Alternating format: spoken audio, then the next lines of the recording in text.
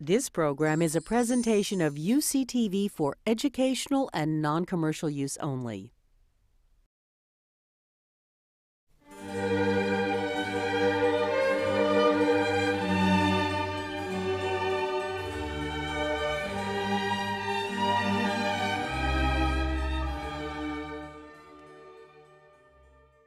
The Burke Lectureship honors the memory of the late Eugene Burke, an extraordinary Paulist priest who served in campus ministry at UCSD after a distinguished career as professor of theology at Catholic University of America and a visiting faculty member at Princeton and Columbia Universities. He was an advisor to the United Nations Human Rights Commission in drawing up the Declaration of Human Rights. He was a force for enlightenment in many areas, including his support for women's rights and establishing institutions to promote dialogue among people of different faiths. The Burke Lectureship at UCSD brings to this campus distinguished men and women who come from a wide range of backgrounds and whose work engages deeply with issues of religion and society.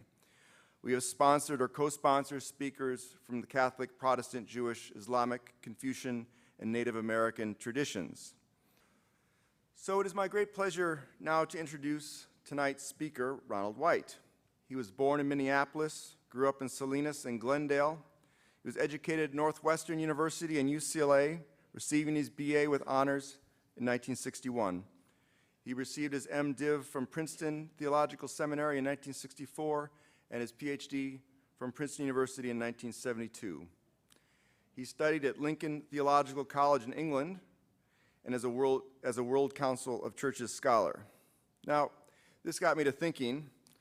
You wonder what the link is here. He went to college, studied at a college named Lincoln in a town called Lincoln.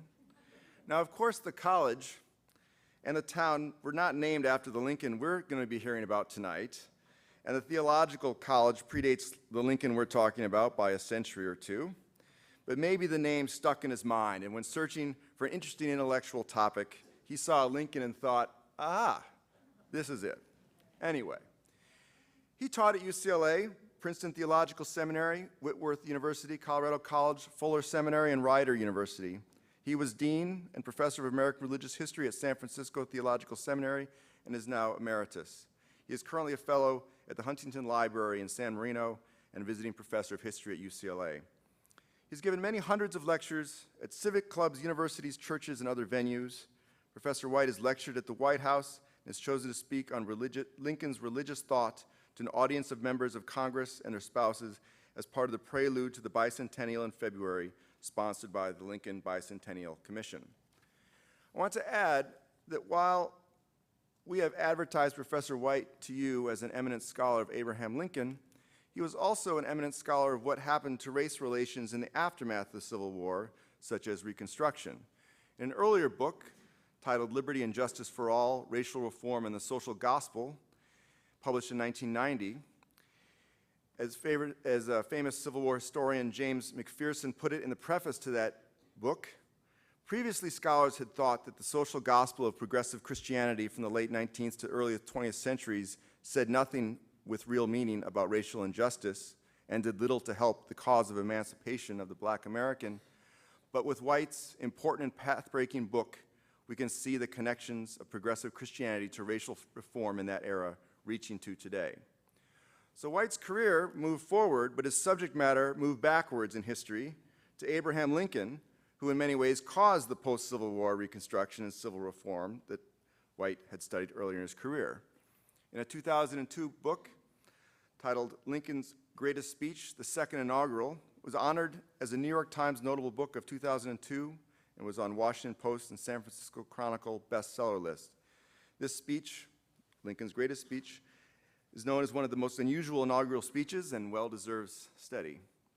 In 2005, he published The Eloquent President, A Portrait of Lincoln Through His Words. McPherson again wrote of this book that all those who are interested in American political history as well as the Civil War will find this book indispensable. In The Eloquent President, White examines Lincoln's oratory and explores his growth as a leader, communicator, and man of deepening spiritual conviction, which we'll hear a bit about tonight. His most recent book is the just published A. Lincoln, a Biography, which has been on the New York Times and Washington Post bestseller lists. It has been described as one of the best Lincoln biographies in many years, and that one of its strengths is its analysis of Lincoln's developing religious convictions. Professor White has published op-eds describing the connection between Lincoln and our current president, Barack Obama. As he may well share with you tonight, Obama's decision to select the same Bible for his inauguration that Abraham Lincoln used at the first inauguration in 1861 forges an intriguing connection between the two presidents. He also announced, Obama that is, his run for the White House on the steps of the old state capitol in Springfield, Illinois, where Lincoln gave his House Divided speech. Lincoln faced, and Obama is facing, times of trouble for the nation. And I'm looking forward to understanding more about Lincoln's religious journey, not only out of historical interest, but perhaps as getting a window of insight into our current events. So without further ado, I'd like you to join me in welcoming our speaker, Ronald White.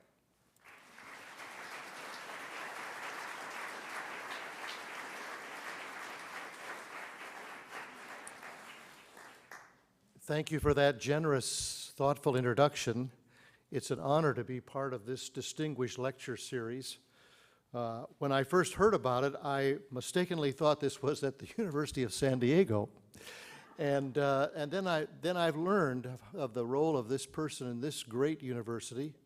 In the fall of this past year, I taught a course at UCLA called A History of Religion in the United States.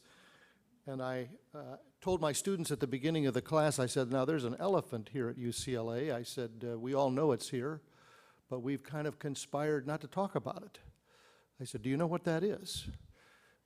Well, we wouldn't want to break the barrier between church and state. That would be unthinkable. We wouldn't want to risk proselytizing each other. I said, so we don't talk very much about religion and society here.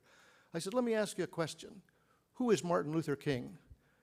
And I asked the students this question, and they came back with the answer, civil rights reformer, on and on and on.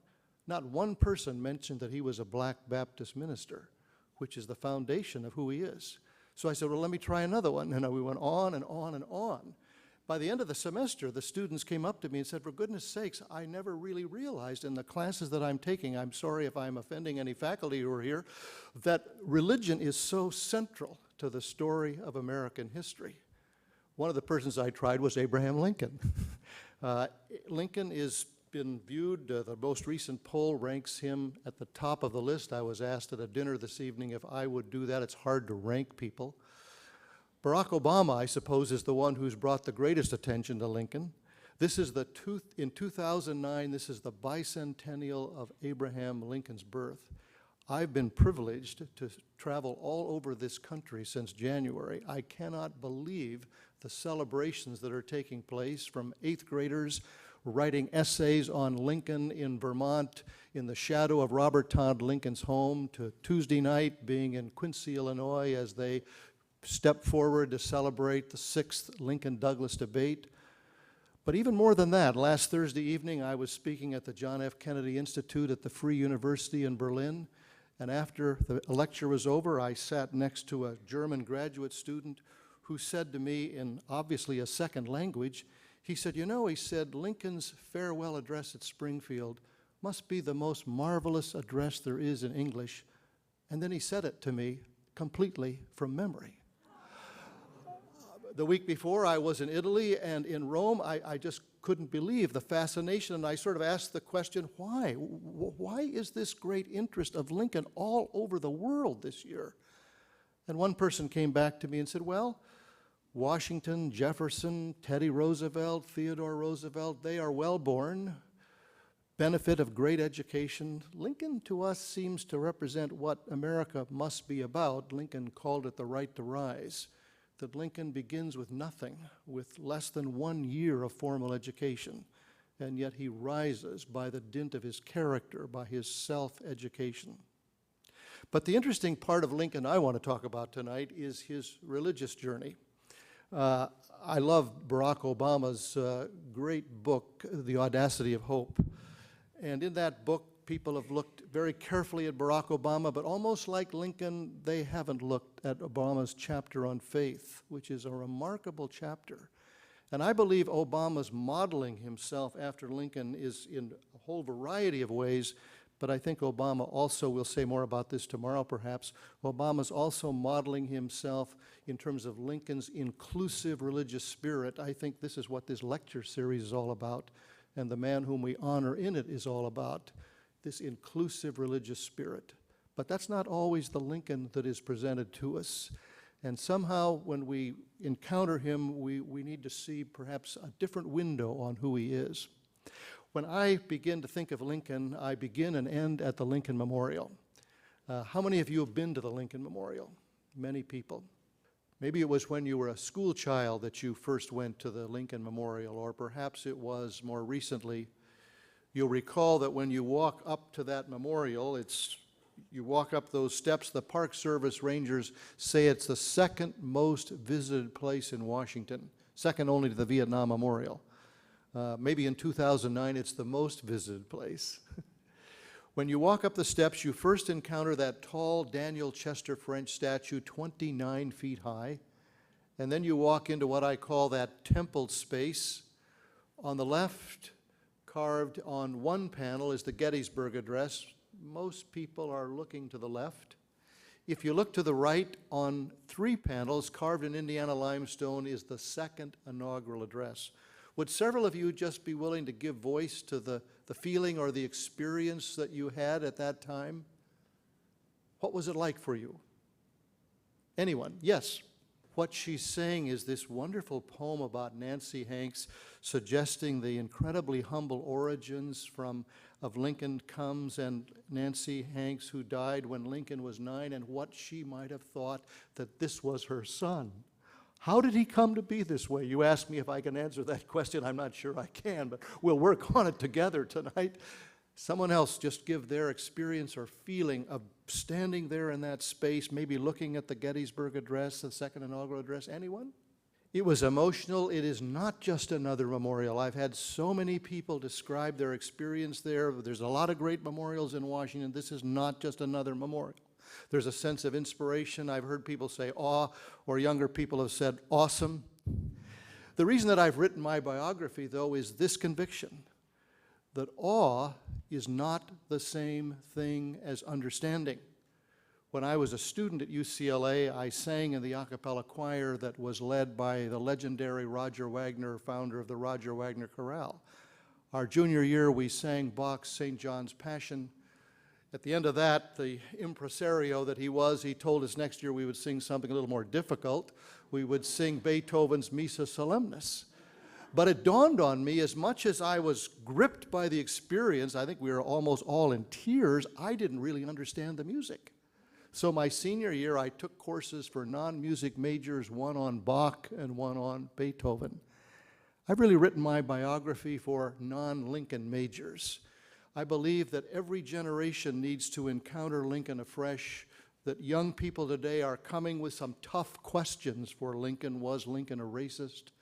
What was his real motivation in putting in place the Emancipation Proclamation? I also believe, as one who teaches history, that we often see something like the Lincoln-Douglas debates or the Gettysburg Address or the second inaugural as an event, but have we really taken the time to explore it?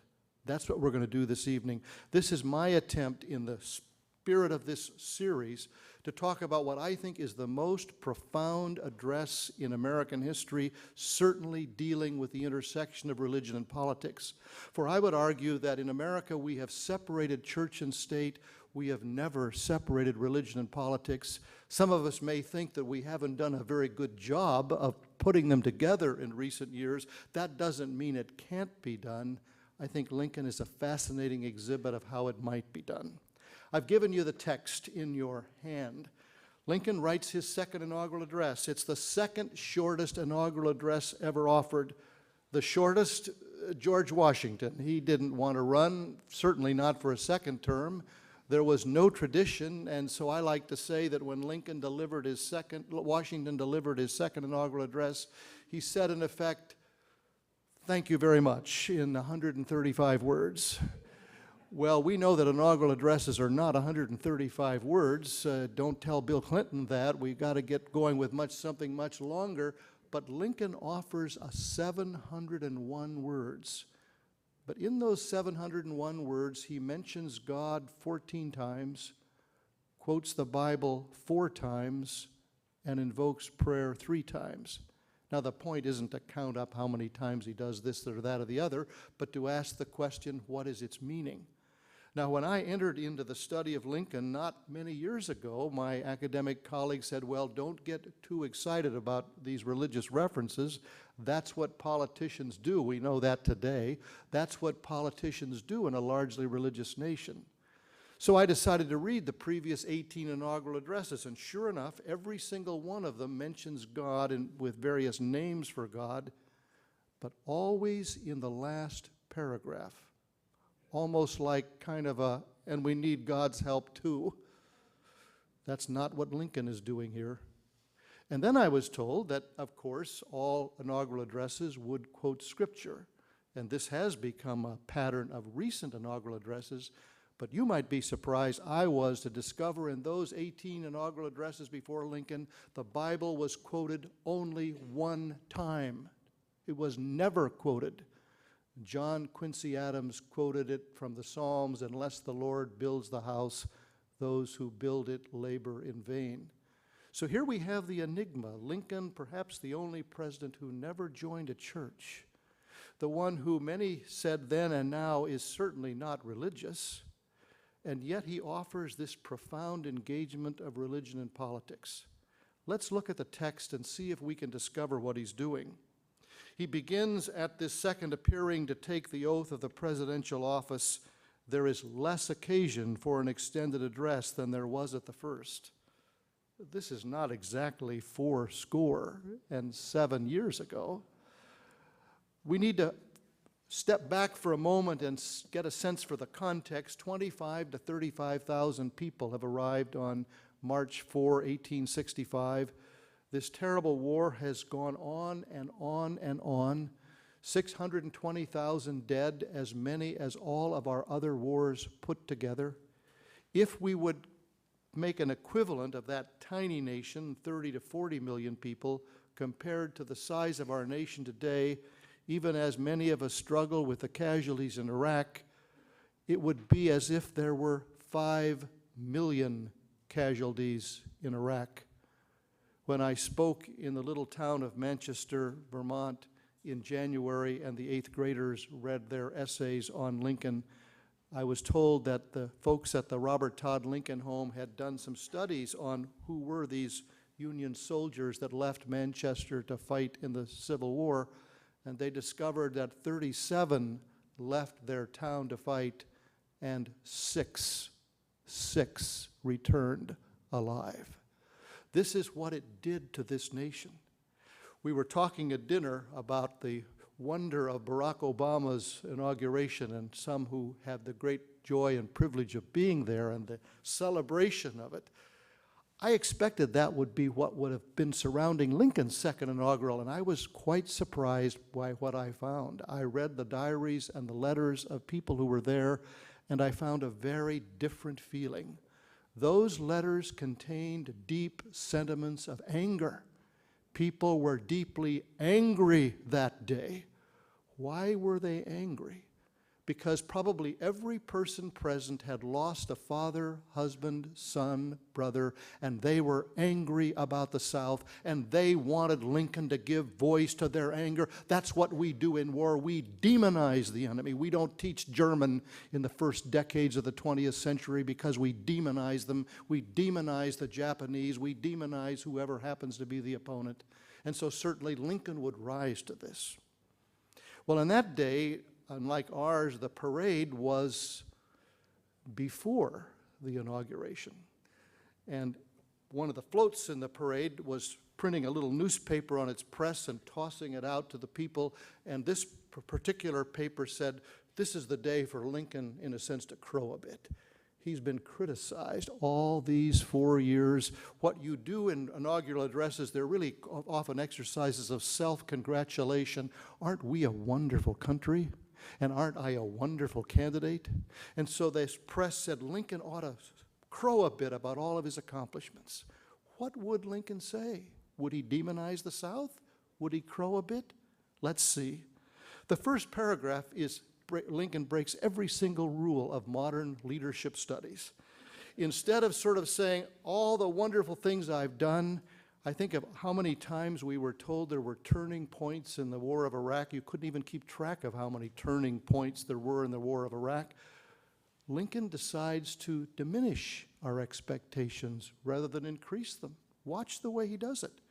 Line 2, there is less occasion for an extended address than there was at the first. Line 8, little that is new could be presented. The second line from the end of the first paragraph, no prediction in regard to it is ventured. What a strange way to begin an inaugural address. When we come to the second paragraph, we begin to get a sense of the rhetorical strategy of Lincoln, what he's about. Lincoln is asking himself a question. It's very important what questions we ask. He's asking a question that almost no one is asking. His question is, how can the South be brought back into the Union without being alone to bear the blame and the shame? And his answer to that question is his marvelous use of what I call inclusive language. He imputes the best possible motivation to the South. Watch the way he does this. On the occasion corresponding to this 4 years ago, all thoughts were anxiously directed to an impending civil war. All dreaded it. All sought to avert it. At the end of the paragraph, towards the end, both parties deprecated war. The first time I ever talked about this was at the United States Air Force Academy in Colorado Springs, and a Princeton University PhD English professor immediately challenged me and said, but don't you see that at the end of that second paragraph, he's really saying, but one of them would make war rather than let the nation survive, and the other would accept war rather than let it perish. Isn't he blaming the South?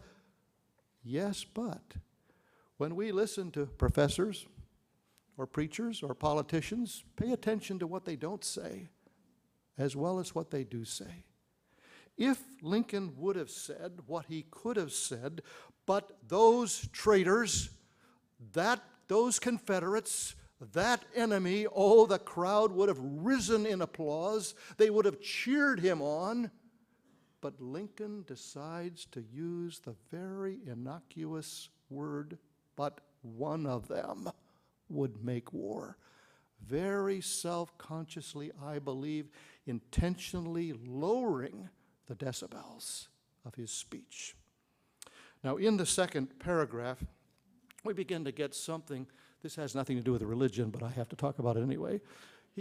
We get something of the wonderful rhetorical artistry of Lincoln. This kind of gets to your question. How in the world could he do this? Is it nature or nurture? He has 3 or 4 rhetorical devices. One is alliteration. Now, this is an extra credit question. Who can tell us what is alliteration?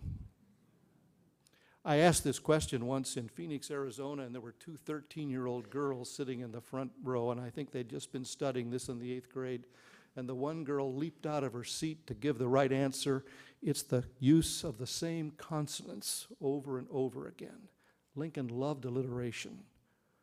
On the occasion corresponding to this 4 years ago, all thoughts were anxiously directed to an impending civil war. All dreaded it. All sought to avert it.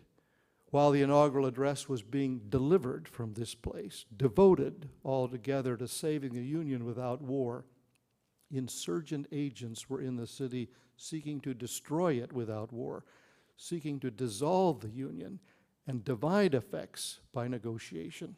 Both parties deprecated war. 8 times in these several sentences, Lincoln uses the constant D. Now, what does alliteration do for you and me, the listener, especially the listener on that day in a cold, windy day outside in the first days of March in Washington, D.C., struggling to hear this man without obviously any amplification? What does alliteration do as we listen? Anyone? It provides a kind of device of memory. There's a kind of invisible symmetry, it's unconscious perhaps, that brings it together. It's almost like in music, a crescendo, it builds and builds and builds. And just as I was saying this, the other 13-year-old girl leaped out of her seat. And she said to me, interrupted me, and said, "Do you mean to tell me that Abraham Lincoln decided to use the consonant D 8 times in the second paragraph?" I said, "No. He had a sense for the sound of words. He always read out loud." To the consternation of his law partner, Willie Herndon, I learned that school children always read out loud in American public education until the 1920s or 1930s, till some teacher got the bright idea, "Shh, Johnny, you're disturbing Mary, read to yourself." Lincoln said he read out loud so he could get the two senses, the sense of the eye and the sense of the ear, and he had this wonderful sense of alliteration. Later he will say, "Fondly do we hope, fervently do we pray." Another rhetorical device that Lincoln uses, and he uses it especially in the Gettysburg Address where he can only speak 272 words. Can you imagine Edward Everett had spoken for 2 hours and 7 minutes, and then Lincoln gets up and speaks for 2.5 minutes? What's the word that Lincoln keeps repeating in the second paragraph? Over and over and over again he uses this word. It's a noun. It's the word war. 7 times as a noun, 2 times as a pronoun. Well, this is what everybody is thinking about. This is what's on their mind. And Lincoln is standing almost outside of the events here. It's like he's a chronicler. In the Gettysburg Address, he uses not one personal pronoun, not one. Can you imagine a modern politician speaking without saying I? And in the second inaugural, he uses but 2 personal pronouns. In fact, he has a very tortured syntax, if you notice that in the third line. While the inaugural address was being delivered from this place, why didn't he simply say, "Why, I delivered the inaugural address"? Once a group of soldiers from Ohio came to visit him, and he said to them, "You know, this is the most wonderful country in which we live. Any of your children could one day become president of the United States, just like my father's child has. Just like my father's child has."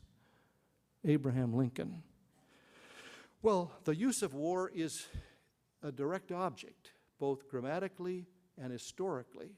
It's the action of the soldiers, the generals, Lincoln as commander-in-chief. And then, like Bach's St. John's Passion, which goes along on one major key to the final chorale where it switches to a minor key, Lincoln's final sentence is absolutely astounding in the second paragraph. 4 syllables, 4 words. In fact, of the 701 words in this address, 505 are 1 syllable. Lincoln loved he didn't call it the King James Bible, he called it the Saxon Bible, the strong, sturdy Saxon language of the English Bible. And I wondered for the longest time how Lincoln might have said these words. I think Edward Everett, who was the epitome of the high-toned orator of the 19th century, might have said something like, "And the war came." But how do you think Lincoln might have said those words at the end of the second paragraph? Sadly, slowly, mournfully. And he does something absolutely remarkable. The war in that final sentence is no longer the direct object, it's the subject. Lincoln has discovered something that we Americans seem to have a very difficult time in discovering, that when you start a war, you will not be in control of that war. That war will end up being in control of you. When I spoke that day at the Air Force Academy, my guide was a United States Marine, a PhD, chaplain in one engagement in Vietnam, wounded 38 times. And when we left the Air Force Academy, he said, "Ron, there is a war that's coming. And the generals will say, and the people at this academy will say, because we are the greatest military machine in the world, we will be in charge of this war." He said, "Do not believe it. We will not be in charge of this war." And Lincoln knew that the North was in charge of this war. They all believed they would win it in 3 to 6 months. They had twice the size of the Army of the South. They had the industrial might. They had the population. Vietnam taught us the lesson that that doesn't necessarily mean you can win a war. And Lincoln watched this war spin out of control, and he was aghast that brother fought brother and that this civilized nation had become so torn by war. And he said, I think slowly and mournfully, "And the war came." The third paragraph, the longest paragraph, is a remarkable recapitulation of the meaning of the war. We have been taught, and it is true, that the war began to save the Union, but somehow the war changed, and Lincoln says this in this paragraph. These slaves constituted a peculiar and powerful interest. All knew that this interest was somehow the cause of the war. The irony of Barack Obama is this, that 25 to 35 years ago, a particular African-American writer began to say Abraham Lincoln is a racist. And that message has been communicated to African-American children and school children throughout this land. I've encountered it over and over and over again. Abraham Lincoln is not our friend. I was teaching junior high school students in Bloomington, Illinois, and I was told I wanted to meet this one teacher who was the best 8th grade teacher in the school, and she said, help me, I'm caught in a terrible dilemma. We're team teaching this class. I'm teaching them of the wonder of Lincoln, and my cohort is teaching them that Lincoln is nothing more than a racist. And the irony of Barack Obama is that here is this African-American president, our first African-American president, who is looking to Lincoln to be his model. Well, that book on Lincoln the Racist has nothing to say at all about the second inaugural address because, of course, it couldn't. Lincoln spends the whole third paragraph talking about the fact that slavery is the basis of this war. And then when you turn your page, he does something absolutely distinctive in inaugural addresses before or since, when he begins to say, both read the same Bible and pray to the same God, and each invokes his aid against the other.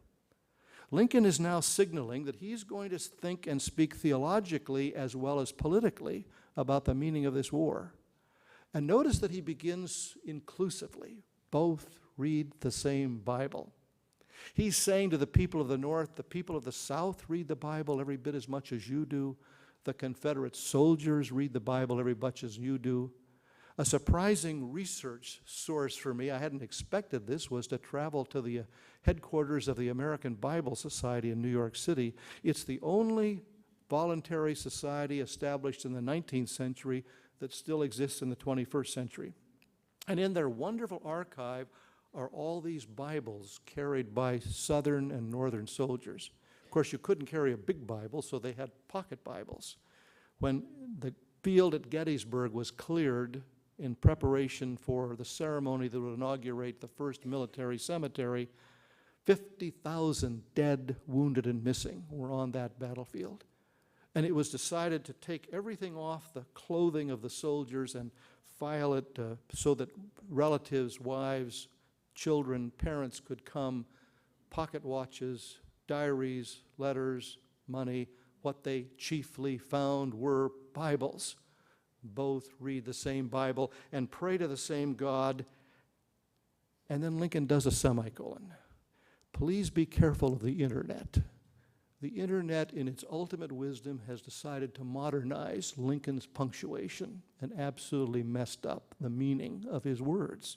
Because every time Lincoln uses a semicolon, which we don't use much today, he moves in a different direction, and each invokes his aid against the other. That's an indictment. Lincoln has become so tired of delegations of ministers that have come to him to say, God is on our side, God is on our side. The equivalent of every single politician feeling the need to conclude every single political address with, God bless America, God bless America. Lincoln and you and I, if we're interested in religion and society, need to be concerned about the misuse of religion as well as the use of religion. Lincoln was very aware of the misuse of religion. It may seem strange that any men should dare to ask a just God's assistance in wringing their bread from the sweat of other men's faces. As I tried to understand the meaning of this address, I wanted to find the antecedents. You can find the antecedents to most great addresses in America. You can find it for the Martin Luther King's I Have a Dream speech. You can find it for Abraham Lincoln's Gettysburg Address. You can't find it for the second inaugural except in two places. One of them was that 3 months to the day before the address, 2 women came to see Lincoln. Lincoln drove his secretaries crazy because he just was seeing people all the time. These two women were the wives of Confederate officers confined to a Union prison. They wanted to see Lincoln. Lincoln let them in. He called these visits his public opinion baths. His public opinion baths. What were ordinary people thinking? These women knew that Lincoln was a softy, that when women came and plied him with their words and especially their tears, that he would overturn the order of the general in terms of death for this young soldier who had fallen asleep as a sentry or who had failed to fight. Lincoln wrote about one particular man, "I think he will be better above ground than below ground." He went on to win the Medal of Honor. So these women came to Lincoln and said, "Our husbands are religious men." And Lincoln said, "Oh, well, let's talk about that." He invited the women to come back a second day. Were they surprised? He then invited them to come back for a third day. Were his secretaries surprised? And in that third day, he said to these two women, "I find it very difficult when you tell me that your husbands are religious men. How can religious men go against the duly authorized rule of this land? But more importantly," and then he quotes what I just read to you because he knew it from memory. This is Genesis 3:19. "It seems strange that any men should dare to ask a just God's assistance in wringing their bread from the sweat of other men's faces." What is he saying? Your husbands are involved in slavery. And Lincoln, who knew the Bible, is really saying then and now, the Bible is not simply there and then, back there. It's a document of the past. It's here and now, and that's how he's going to apply it.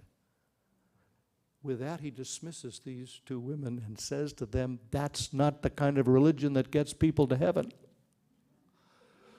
But Noah Brooks of the Sacramento Daily Union, who was to be his secretary in the second term, was sitting out in the hallway, and he calls Brooks in and he says, "I want to write down this interview with these two women. I kind of liked what I said to them.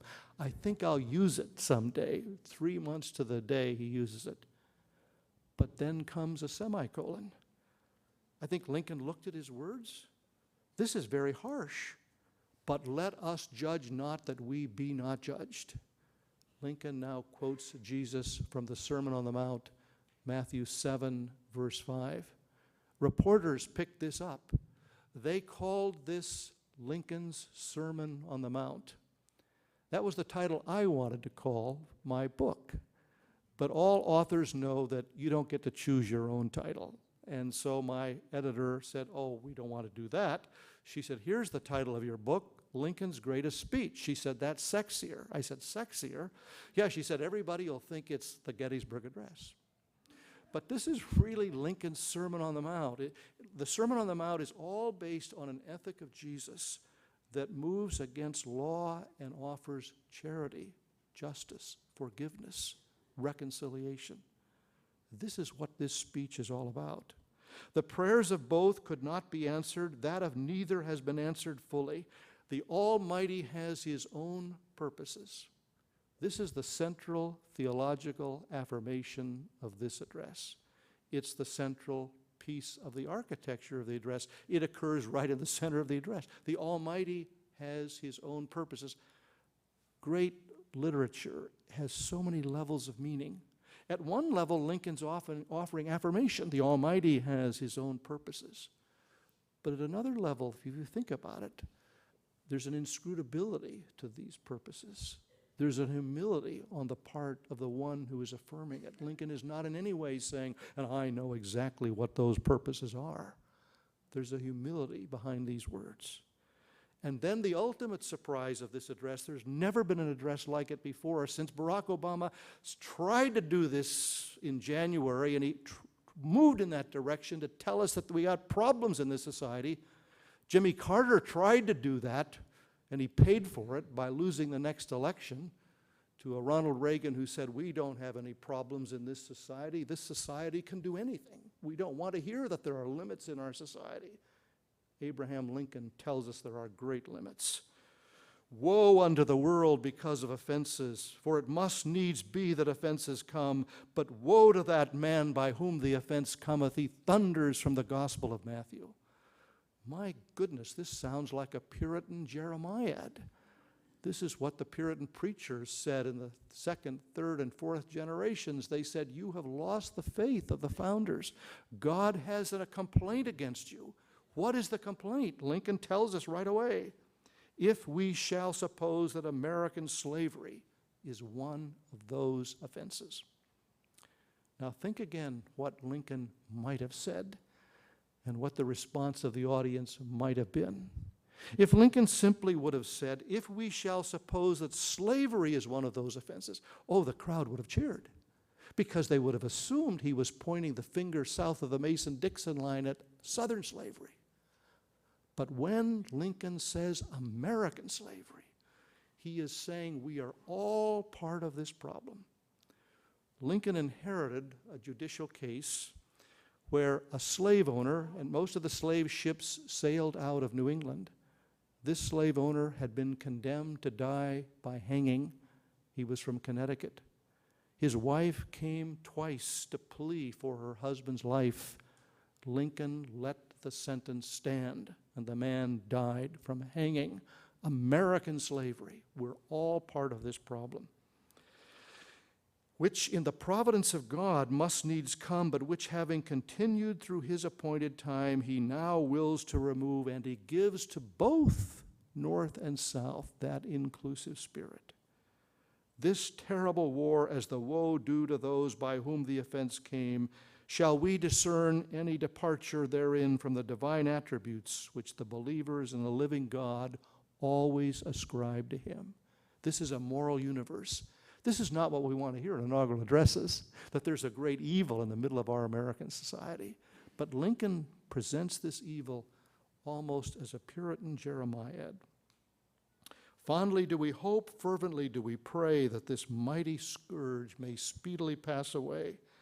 And then this amazingly picturesque language. Yet if God wills that it continue, until all the wealth piled by the bondman's 250 years of unrequited toil shall be sunk. You see, the 250 years stretches way back before the Declaration of Independence or the Constitution.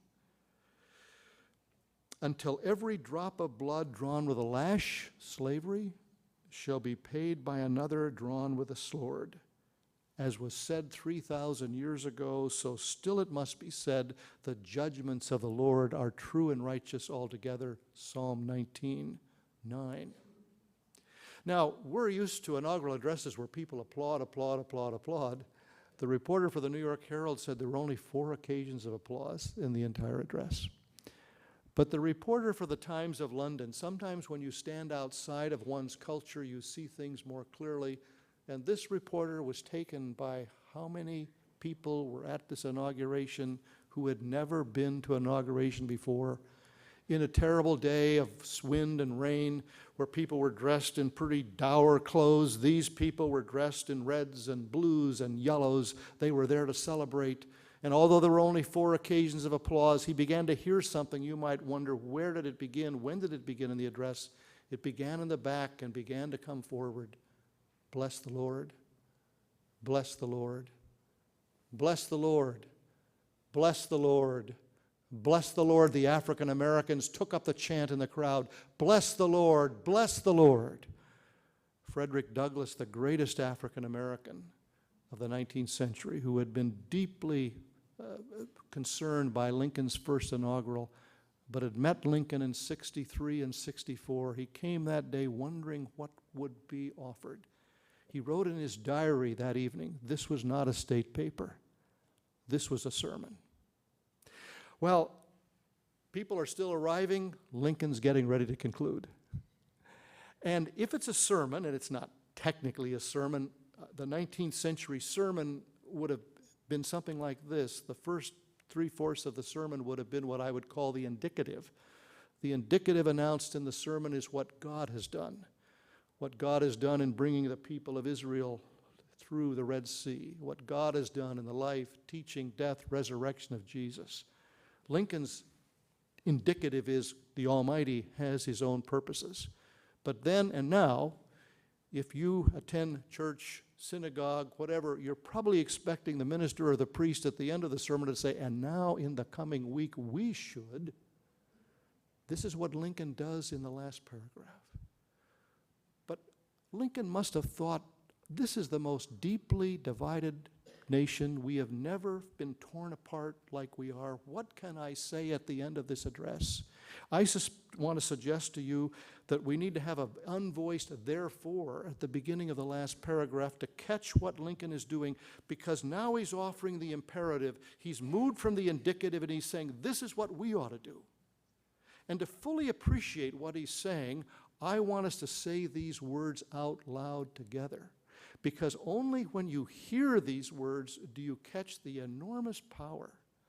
At the celebration of, if that's the right word, the anniversary of 9/11, at the first year, the people of New York looked around to find who is the poet, who is the actor, who is the politician who can offer words for us to memorialize.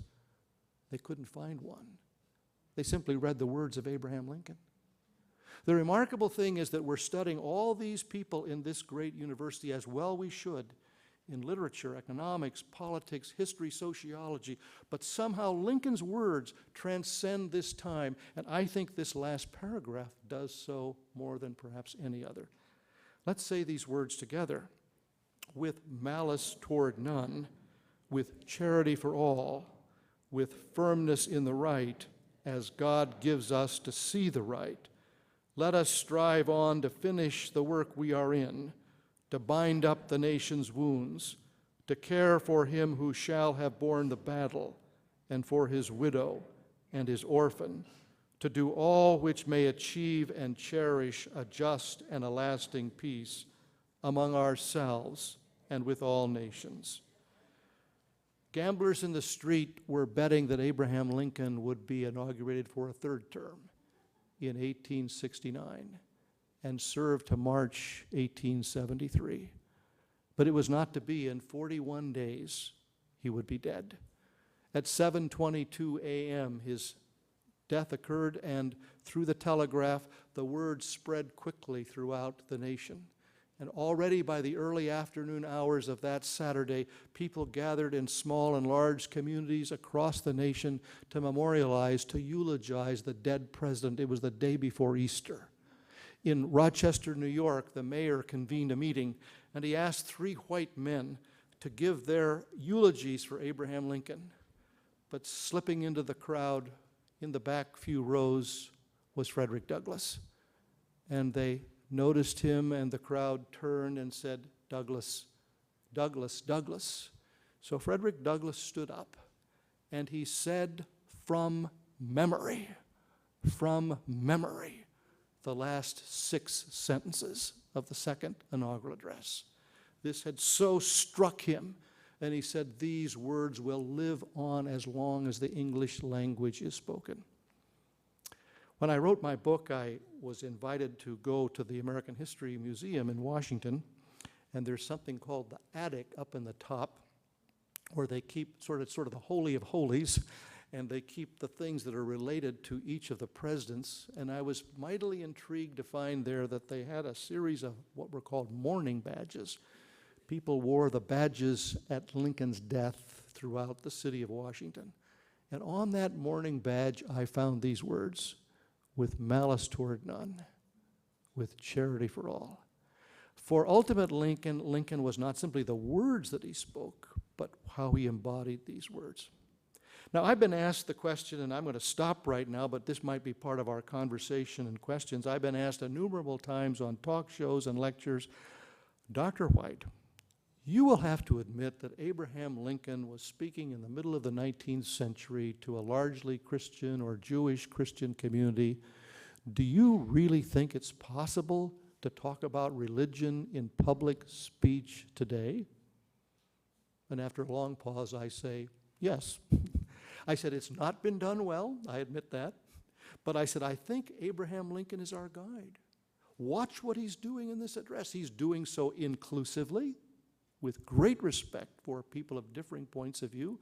I've had Muslims, I've had Jews, I've had all kinds of people resonate and respond to this address.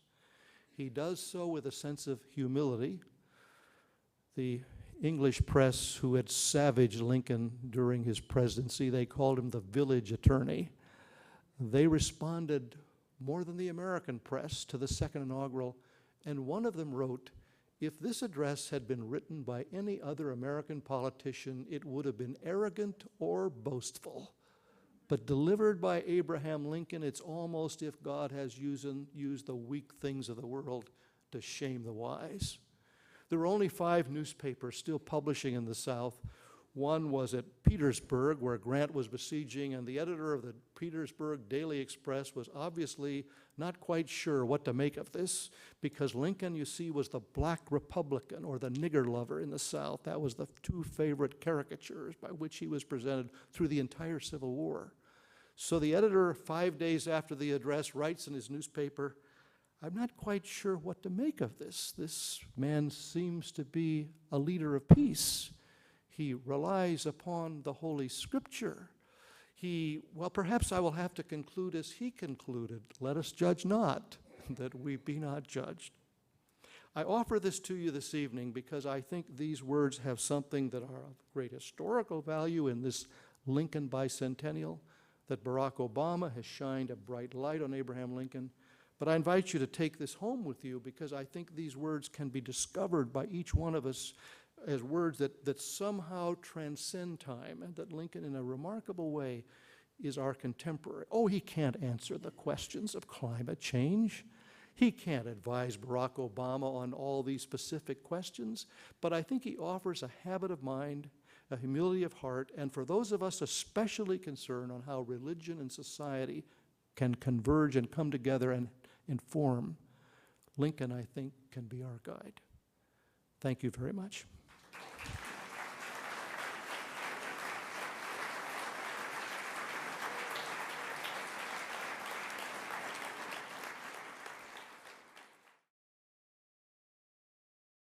The first inaugural had William Seward make Yes. comments on it, and it's interesting the changes that Seward Yes. recommended Yes. and Lincoln accepted. I think some were adapted.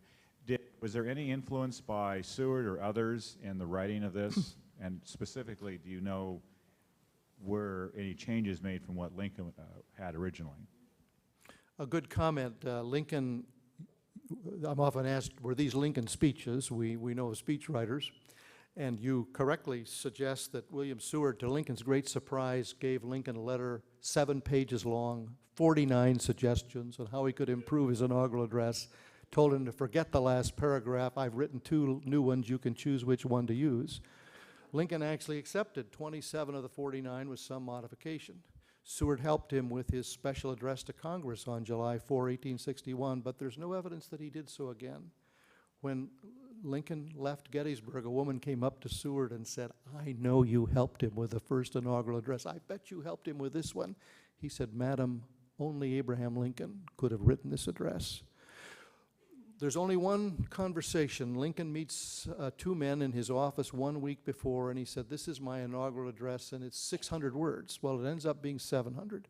So I don't think by that time Lincoln was showing his addresses to others, but we don't know very much about the literary history of it. It's printed in 4 paragraphs.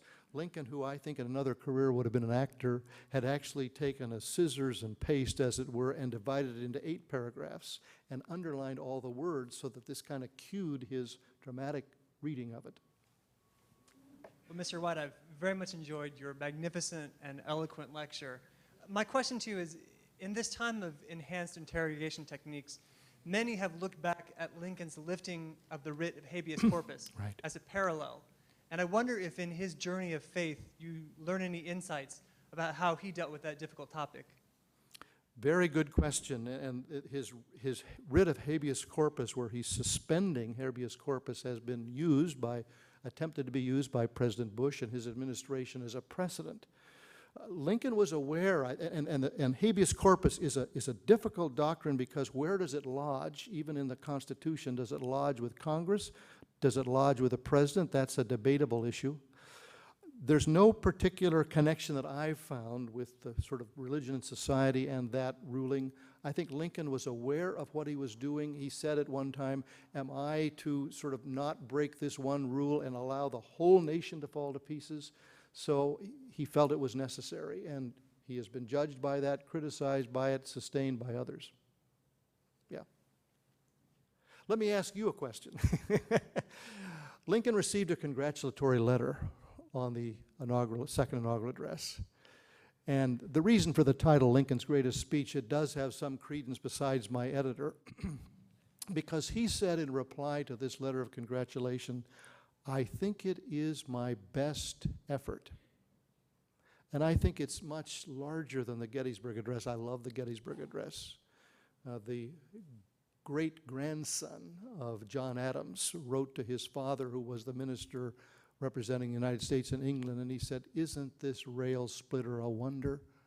Once at Gettysburg, and now in the second inaugural, this will become," he told his father, the boy who wrote was in his 20s, "it will become the historical keynote of this war."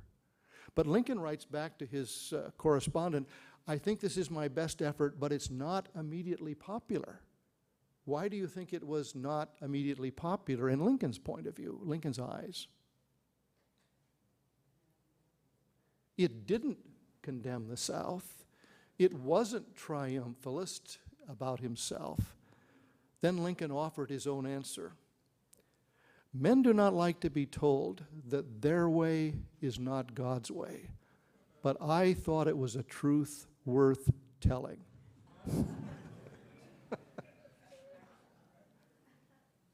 Thank you very much.